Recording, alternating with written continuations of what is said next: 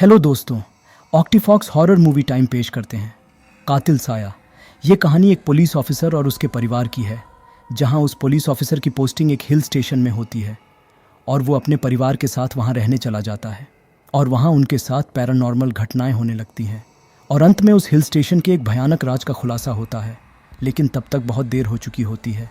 तो क्या वो पुलिस वाला खुद को और अपने परिवार को उस आत्मा से बचा पाता है कि नहीं? चलिए जानते हैं इस एक्सप्लेनेशन में। इस फिल्म के कुछ इंपॉर्टेंट पॉइंट्स पर भी डिस्कस करेंगे, इसीलिए इस एक्सप्लेनेशन को ध्यान से सुनिएगा। और हाँ दोस्तों, हमें लाइक, सब्सक्राइब और कमेंट करना ना भूलना। तो चलिए चलते हैं मूवी एक्सप्लेनेशन की तरफ।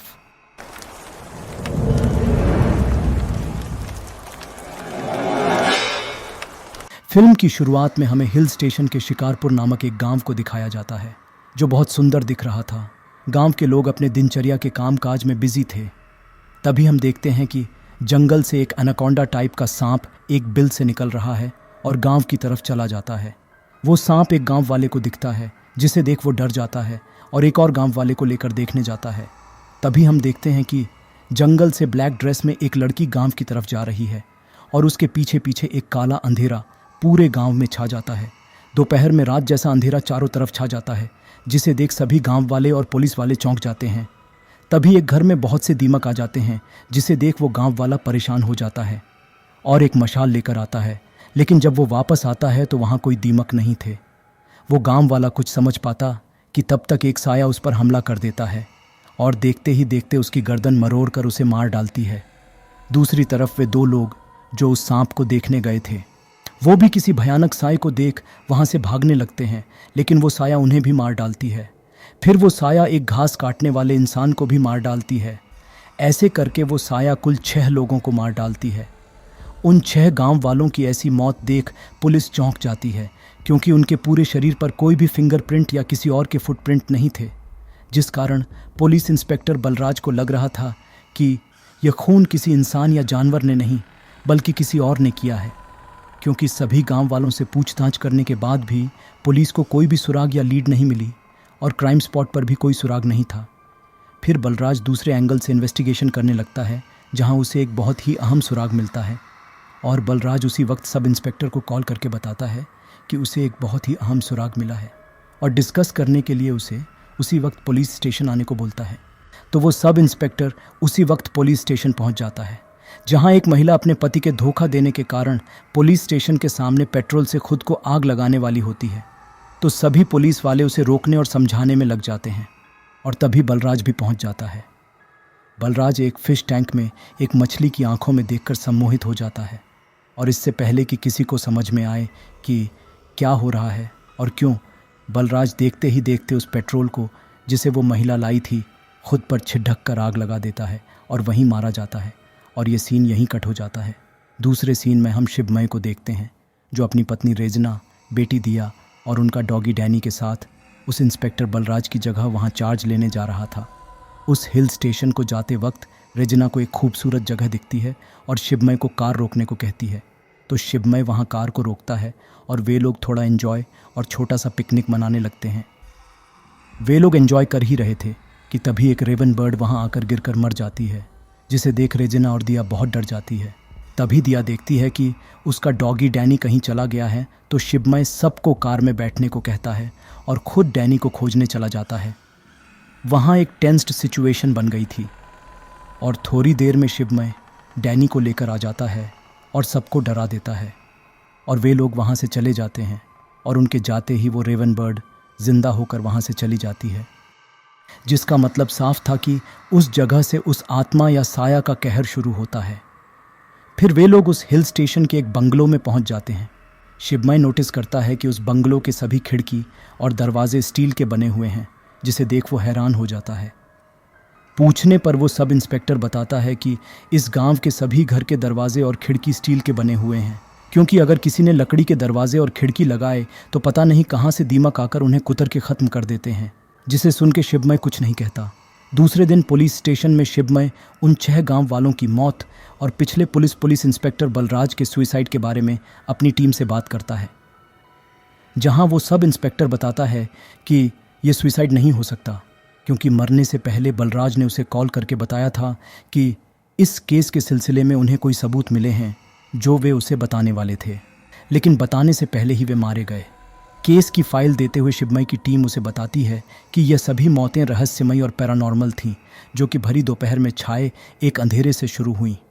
लेकिन शिवमय इसे एक अंधविश्वास कहकर इग्नोर कर देता है। दूसरे दिन शिवमय अपनी टीम के साथ गश्त लगाने निकलता है। गश्त लगाते हुए वो सब इंस्पेक्टर बताता है कि प्राचीन काला में इस गांव में कुछ लोग काला जादू वगैरह करते थे और लोगों का शिकार करते थे, जिस कारण इस गांव का नाम शिकारपुर पड़ गया। फिर वो बताता है कि गांव से दूर उस पहाड़ी पर एक खतरनाक मौलवी रहता है जो वहां तंत्र मंत्र करता रहता है और वहां जाने की कोई भी हिम्मत नहीं करता। और जो 6 गांव वाले मारे गए थे, उनमें से 2 गांव वाले उस मौलवी की मदद करते थे। यह सुनकर शिवमय उस सब इंस्पेक्टर को लेकर उस मौलवी से मिलने चला जाता है। फिर हमें मौलवी को दिखाया जाता है, जिसे देख हमें पता चलता है कि वो कोई काला जादू या तंत्र मंत्र नहीं करता, बल्कि वो किसी भयानक साए या आत्मा से सबकी रक्षा करने की प्रार्थना करता रहता है। मतलब साफ था कि सभी गांव वालों को उसके बारे में गलत फहमी थी। वो मौलवी उस गांव की रक्षा कर रहा था। खैर, तो जब शिवमय वहां पहुंचता है तो देखता है कि वो मौलवी वहां नहीं है, तो वे लोग भी वहां से चले जाते हैं। फिर हमें शिवमय का घर दिखाया जाता है, जहां उसकी पत्नी रेजना खाना बना रही होती है और दिया ड्राइंग कर रही होती है। तभी उन्हें खिड़की पर किसी के ठकठकाने की तेज़ आवाज़ें सुनाई देने लगती है, जिसे सुन के दोनों बहुत डर जाती हैं। रेजना डरते हुए जब खिड़की को खोलती है तो देखती है कि खिड़की के बाहर सैकड़ों रेवन बर्ड्स उनके खिड़की से घर के अंदर आने की कोशिश कर रही हैं, जिसे देख वे दोनों बहुत डर जाती है और सीन यहीं कट हो जाता है। शाम को जब शिवमय घर आता है तो रेजना उसे सब कुछ बताती है और बताती है कि उसे लगता है कि यह घर हॉन्टेड है, जिसे सुन के शिवमय उसे कहता है कि यह सिर्फ उसका वहम है और उसे मनाने की कोशिश करने लगता है। तभी रेजना देखती है कि डरावना सा दिखने वाला एक व्यक्ति उनके घर के बाहर खड़ा है और उन्हें ही देखे जा रहा है, जिसे देख रेजना और भी डर जाती है। ये देख शिवमय उस पागल को डांटने जाता है कि तभी एक पुलिस वाला आके बताता है कि वो एक पागल है जो गांव में घूमता रहता है। और फिर वो पुलिस वाला उस पागल को वहां से लेकर चला जाता है, लेकिन जाते वक्त भी वो व्यक्ति उनके घर को ही देखे जा रहा था। उस रात उनका डॉगी डैनी गायब हो जाता है, जिसे देख उन्हें लग रहा था कि वो कहीं चला गया है और बाद में वापस आ जाएगा, क्योंकि डैनी ने पहले भी ऐसा किया हुआ था, जिस कारण वे लोग इस पर ज़्यादा ध्यान नहीं देते और सोने चले जाते हैं। फिर उसी रात को हमें पुलिस स्टेशन दिखाया जाता है, जहाँ एक कॉल आता है जिसमें एक लड़की बहुत डरी हुई थी और वो लड़की बताती है कि कोई उसे मारना चाहता है। वो सब इंस्पेक्टर उससे पूछता है कि वो कहाँ से फ़ोन कर रही है, लेकिन वो लड़की सिर्फ एक ही बात बोले जा रही थी कि कोई उसे मारना चाहता है, और एक चीख के साथ फ़ोन कट हो जाता है, जिसे सुन के वो सब इंस्पेक्टर बहुत परेशान हो जाता है। तभी एक और पुलिस वाला वहाँ आता है, जिसे वह अपनी परेशानी बताता है कि उसे समझ में नहीं आ रहा है कि वह लड़की कहाँ से बोल रही थी और उसे कैसे बचाया जाए। तो वो दूसरा पुलिस वाला बताता है कि ये टेलीफोन तो पिछले 2 दिन से ख़राब है, जिसे सुन के उस सब इंस्पेक्टर के तो जैसे होश ही उड़ जाता है। तभी वहाँ तेज़ बारिश शुरू हो जाती है और देखते ही देखते उस पुलिस स्टेशन की लाइट भी चली जाती है, जिसे देख सभी घबरा जाते हैं। बेसिकली इस गांव में इतनी पैरानॉर्मल घटनाएं हो रही थीं कि उनके लिए समझना मुश्किल था कि क्या नेचुरल है और क्या पैरानॉर्मल है। फिर वो सब इंस्पेक्टर सभी को बताता है कि उस बंद पड़े फ़ोन पर एक लड़की का कॉल आया था जो मदद के लिए पुकार रही थी। ये सुन के सभी डर जाते हैं कि एक बंद पड़े फ़ोन पर कॉल कैसे आ सकता है, और सबको लग रहा था कि किसी भूत ने कॉल किया होगा। वे लोग यह सब सोच ही रहे थे कि तभी उस ख़राब फ़ोन पर फिर से कॉल आता है, जिसे देख सभी बहुत डर जाते हैं। और तभी वो पागल व्यक्ति उनको खिड़की पर दिखता है, जिसे देख उन सभी के पैर तले ज़मीन ही खिसक जाती है। दूसरी तरफ हम देखते हैं कि शिवमय और रेजिना एक दूसरे के साथ एक रोमांटिक वक्त बिता रहे होते हैं। तभी कबाब में हड्डी की तरह एक फ़ोन कॉल आता है जो पुलिस स्टेशन से उस सब इंस्पेक्टर ने किया था। वे लोग शिवमय को सारी बात बताते हैं। उन्हें परेशान देख शिवमय उसी वक्त पुलिस स्टेशन चला जाता है। पुलिस स्टेशन पहुंचकर शिवमय बताता है कि इस पुलिस स्टेशन को छोड़ के पूरे इलाके में कहीं भी बारिश नहीं हो रही है, जिसे सुन सभी पुलिस वाले और भी डर जाते हैं। फिर उन्हें समझाते हुए शिवमय बताता है कि हिल स्टेशन में ऐसा हो सकता है। फिर शिवमय फ़ोन लाइन डिपार्टमेंट में कॉल लगा के उस फ़ोन कॉल के बारे में पूछता है, तो फ़ोन लाइन डिपार्टमेंट बताते हैं कि कभी कभी टूटे हुए कनेक्शन आपस में जुड़ जाते हैं, जिस कारण कभी कभी कॉल आ जाता है। मतलब शिवमय हर घटना के लिए एक साइंटिफिक लॉजिक ढूंढ रहा था और सभी को बता रहा था कि सिचुएशन हमें यह सोचने पर मजबूर कर देती हैं कि यह सब पैरानॉर्मल घटनाएं हैं, लेकिन सभी के पीछे एक कारण होता है। जो सोचना काफ़ी हद तक सही भी है, लेकिन दोस्तों कुछ चीज़ें होती हैं जैसे भूत प्रेत, आत्मा और पिशाच, सुरासुर, काला जादू आदि, जिनका अभी तक कोई साइंटिफिक एक्सप्लेनेशन नहीं है। खैर, तो जब उस पुलिस स्टेशन में शिवमय अपनी टीम को यह सब बता रहा था, उसी वक्त हमें शिवमय का घर दिखाया जाता है, जहां रेजना किचन में काम करके शिवमय का इंतज़ार कर रही होती है। तभी उनके घर का म्यूज़िक सिस्टम उस शांत अंधेरी रात में अचानक अपने आप बज उठता है, जिसे देख रेजना चौंक जाती है और जाकर उसे बंद कर देती है। लेकिन जैसे ही वो वापस किचन में जाने लगती है कि तभी वो म्यूज़िक सिस्टम फिर से बज उठता है और इस बार रेजना बहुत डर जाती है। डरते डरते रेजना इस बार उस म्यूज़िक सिस्टम को ऑफ करके उसे डिस्कनेक्ट कर देती है और जैसे ही रेजना फिर से जाने लगती है तभी वह म्यूज़िक सिस्टम वापस स्विच बोर्ड से कनेक्ट होकर बज उठता है, जिसे देख रेजना बहुत डर जाती है और तभी एक साया आकर उस पर हमला कर देती है और तभी रेजना का नींद टूट जाता है। मतलब ये सिर्फ उसका एक भयानक सपना था, लेकिन उस सपने ने रेजना को अंदर तक हिला के रख दिया था और इस डर के साए में वो रात बीत जाती है। पूरी रात पुलिस स्टेशन में काम करने के बाद शिवमय अपने घर के लिए निकल जाता है। घर जाते वक्त शिवमय देखता है कि वो मौलवी उसके जाने के रास्ते पर सफ़ेद पाउडर जैसा कुछ छिड़क रहा है। यह देख शिवमय उसका पीछा करने लगता है। पीछा करते करते शिवमय जंगल के अंदर तक चला जाता है और हम देखते हैं कि एक सफ़ेद हाथ उसे छूने की कोशिश करता है, लेकिन कर नहीं पाता और वापस चला जाता है। शिवमय भी कुछ समझ नहीं पाता और वापस अपने घर चला आता है। घर वापस आकर शिवमय देखता है कि रेजिना रोमांटिक मूड में है। ये देख शिवमय मोबाइल को साइलेंट कर देता है और दोनों एक दूसरे के साथ एक क्वालिटी टाइम बिताते हैं। उसके बाद शिवमय देखता है कि उसके मोबाइल पर उस सब इंस्पेक्टर का कॉल आया था, तो उसे कॉल बैक करता है। वो सब इंस्पेक्टर बताता है कि पिछली रात को जिस नंबर से कॉल आया था वो शिवमय के घर का नंबर था, जिसे सुन के शिवमय चौंक जाता है, क्योंकि पिछली रात के जिस वक्त की बात वो सब इंस्पेक्टर कर रहा था उस वक्त वो अपनी पत्नी रेजिना और बेटी दिया के साथ घर पर ही था। फिर शिवमय बोलता है कि उसकी पत्नी को यह सब ना बताए, क्योंकि वो पहले से ही डरी हुई है और यह सब सुनकर और भी डर जाएगी। यह कहकर शिवमय फ़ोन रख देता है। शिवमय को कुछ समझ में नहीं आ रहा था कि जिस वक्त वो और उसका पूरा परिवार घर पर थे, उस वक्त उसके घर से किसने कॉल किया। वो यह सब सोच ही रहा था कि तभी उसके मोबाइल पर रेजिना का कॉल आता है। शिवमय को समझ में नहीं आता कि घर पर रहते हुए भी रेजिना उसे कॉल क्यों कर रही है, और जब वह पूछता है कि घर पर रहते हुए उसे कॉल क्यों कर रही है, तो रेजिना बताती है कि वह दिया को स्कूल ड्रॉप करके सुपरमार्केट आई है। ये सुनकर शिवमय को कुछ समझ में नहीं आता, तो शिवमय पूरे घर को चेक करता है, लेकिन वहाँ कोई नहीं होता। फिर वो रेजिना को वीडियो कॉल करता है, ये चेक करने के लिए कि रेजिना सच्ची में सुपरमार्केट में है या उसके साथ मजाक कर रही है। लेकिन सरप्राइजिंगली रेजिना सुपरमार्केट में ही होती है। यह देख शिवमय समझ जाता है कि वो कोई आत्मा थी जिसने उसकी पत्नी का रूप लेकर उसके पास आई थी, क्योंकि वो कोई इंसान तो नहीं थी। इस बात की पुष्टि करने के लिए शिवमय उस सब इंस्पेक्टर के साथ सुपरमार्केट जाता है और वहाँ के सीसीटीवी कैमरा से उन्हें यह यकीन हो जाता है कि रेजिना सुपरमार्केट में ही थी और शिवमय के साथ उसके घर में एक आत्मा। यह जानने के बाद शिवमय के मन में सिर्फ एक ही बात बार बार आ रहा था कि अगर वो एक आत्मा थी तो उसके पास ही क्यों आई थी। वैसे शिवमय बहुत बहादुर इंसान है और इन सब चीज़ों पर विश्वास नहीं करता था, लेकिन उसके साथ जो हुआ और उसने जो देखा, इससे उसे इन सब बातों पर विश्वास करने पर मजबूर कर दिया था। सच में यह एक बहुत ही डरावना एहसास था।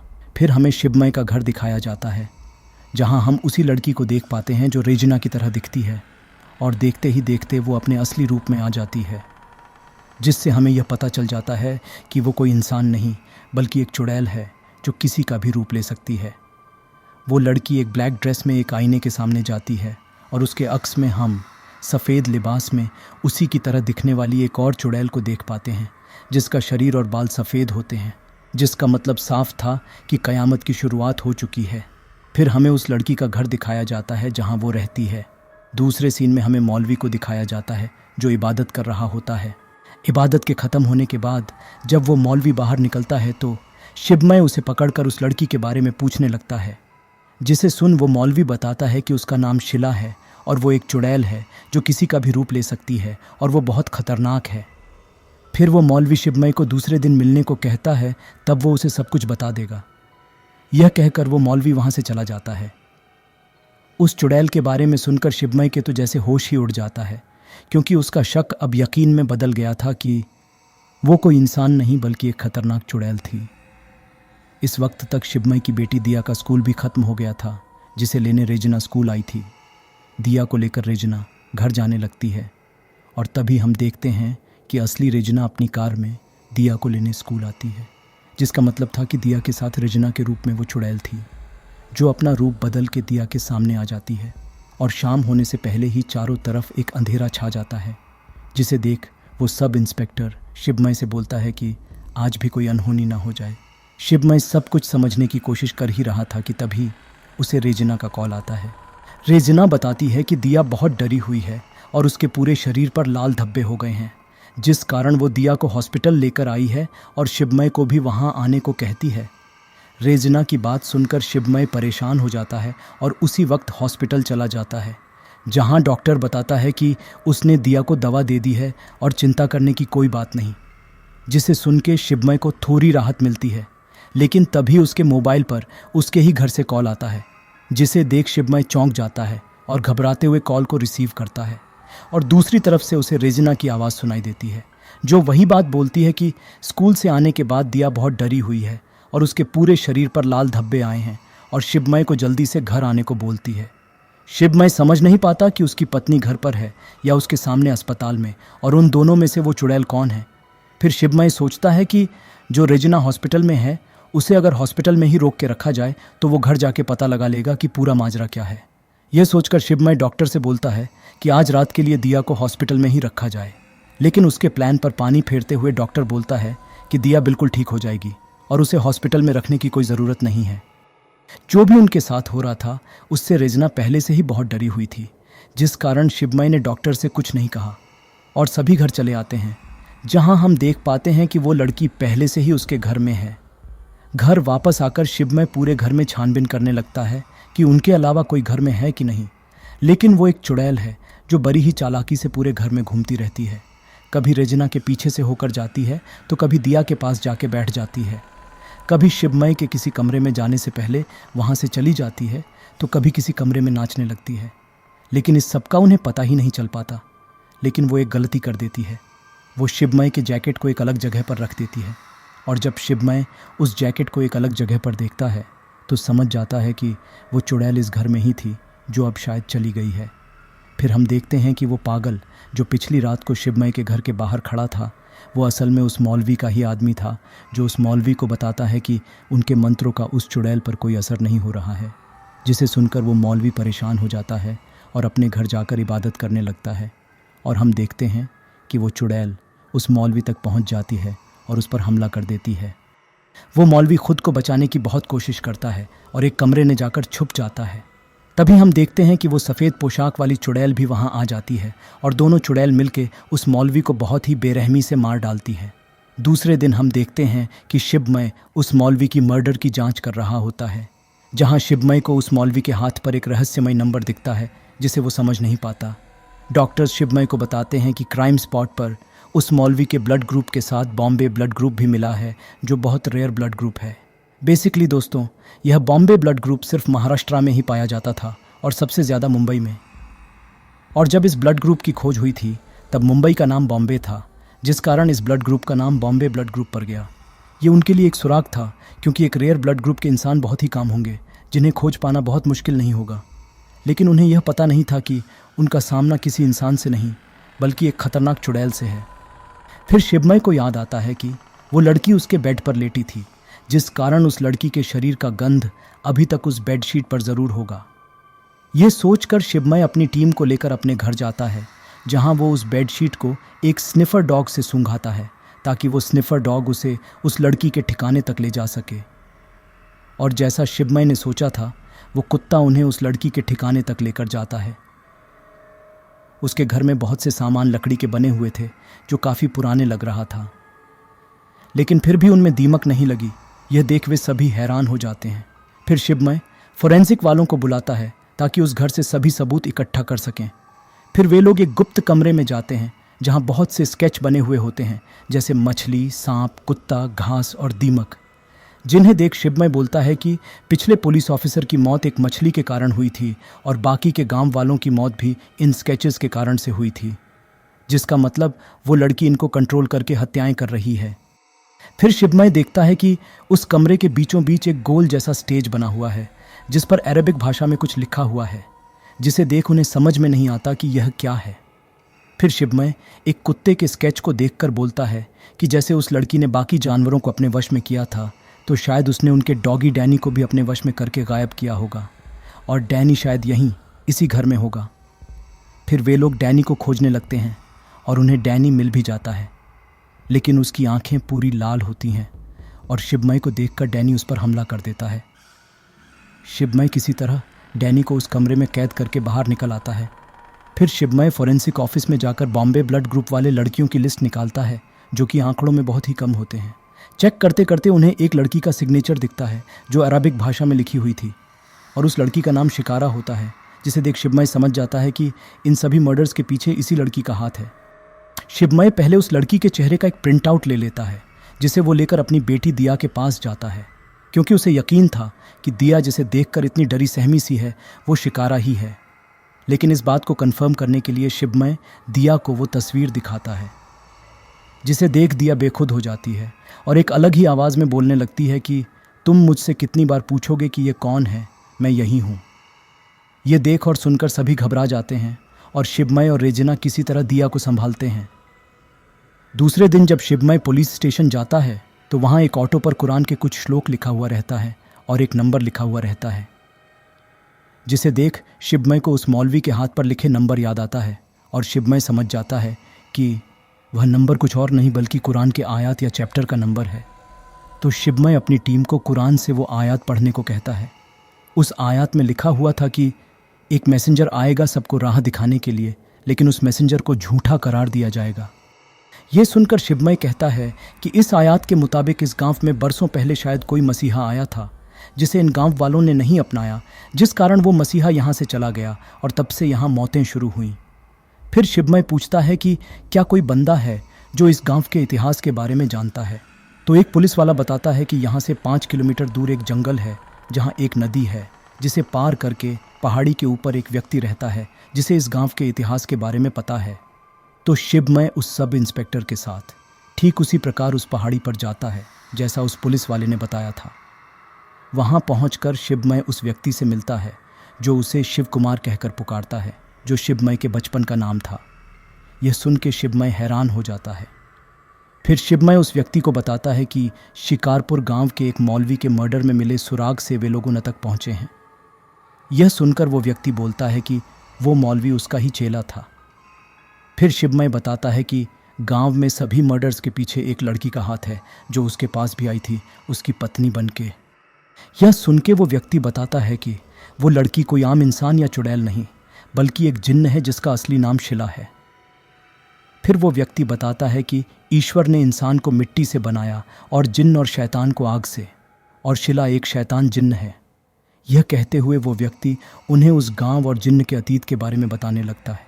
और दोस्तों, यहाँ हमें असली कहानी का पता चलता है। तो हुआ कुछ ऐसा था कि सैकड़ों साल पहले शिकारपुर में, जहाँ आज वो गांव है, वहाँ जिन्न रहते थे।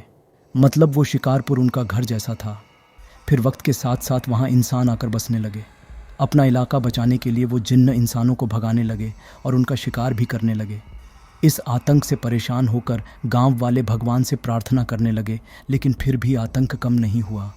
तभी एक बंदा उनके पास आया जिसने बताया कि रमज़ान के महीने में रात को उन जिन्न की ताकत कम रहती है, जिसका फ़ायदा उठाकर गांव वाले उन 6 जिन्न को कैद करके फांसी पर लटका दिया। लेकिन मरने से पहले जिन्न ने बताया कि वे लोग वापस ज़रूर आएंगे और इस गांव और यहाँ रहने वालों को मार डालेंगे। उन 6 जिन्न को फांसी पर लटका के मार दिया गया और काफ़ी साल बाद उन जिन्हों ने फिर से जन्म लिया, लेकिन इंसान के रूप में नहीं बल्कि मछली, सांप, कुत्ते, घास और दीमक के रूप में। और 6ठे जिन्न ने गुजरात में एक इंसान के रूप में जन्म लिया जिसका नाम शिकारा था। गुजरात में जब भूकंप आया तो वहाँ सभी इंसान मारे गए, सिर्फ उसे छोड़ के। शिकारा एक अनाथालय में पली बड़ी, लेकिन वो बाकी लड़कियों से अलग थी। उसे पता नहीं था कि वो एक जिन्न है। शिकारा की त्वचा और बाल सफ़ेद थे, जिस कारण बाकी लड़कियां उसका मजाक उड़ाती थीं। इससे वो उदास रहने लगी और परेशान होकर अपने ऊपर काला रंग लगा के शिकारा ने खुद के असली रूप को छुपा लिया। फिर उसने यह नोटिस किया कि पवित्र स्थान से उसे तकलीफ होती है और आग उसे जला नहीं सकती। यह देख वो और भी परेशान हो गई और जवाब पाने के लिए वो लाइब्रेरी गई, जहाँ उसे जिन्न से संबंधित एक किताब मिली जिससे उसे उसके वजूद का पता चला। फिर एक दिन उसे पिछले जन्म का सपना आया जहाँ उसे फांसी दी गई थी और उसे समझ में आया कि वो इंसान नहीं बल्कि एक जिन्न है।